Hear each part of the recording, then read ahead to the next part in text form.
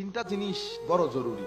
একটার নাম হচ্ছে মোহাব্বত, আরেকটার নাম হচ্ছে এতাআত, আরেকটার নাম হচ্ছে ইস্তেকামত। মোহাব্বত মানে প্রেমে পড়া, দিল ও জান দিয়ে কেমন একটা টান অনুভব করা, এবং ওইটার বিরুদ্ধে কেউ কথা বললে আগুন ধরে যাওয়া শরীরের মধ্যে। মোহাব্বতের পরের ধাপটা হচ্ছে এতাআত, ইত্তেবা। যাকে মোহাব্বত করি তার চাল চলন, কথাবার্তা, তার শিক্ষা, তার ভিতর বাহির সবকিছুকে আনুগত্য করা। দুইটা হয়ে গেল না?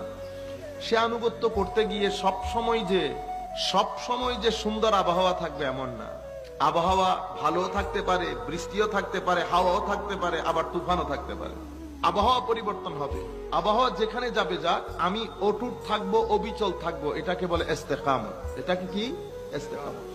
আমার নবী জিন্দেগির মধ্যে আপনি দেখেন, এটা ফুলেল ছিল না, মানে ফুল বিছানো ছিল না।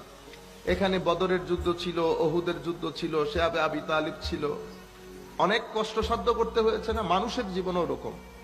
মায়ের পেট থেকে বের হওয়ার পর থেকে ছেলেরা একটা কান্না দেয়, এরপরে ইনজেকশন, এরপরে আরো কত কিছু, সাফারিংস এর দুনিয়ার মধ্যে চলে আসা। মৃত্যুর আগ পর্যন্ত আমাদের যে কত কষ্টে, কত দুঃখ দুর্দশা সহ্য করতে হবে তার কোনো ইয়ত্তা নেই। সেখানে আমাদেরকে অটল এবং অবিচল থাকতে হবে। কেন?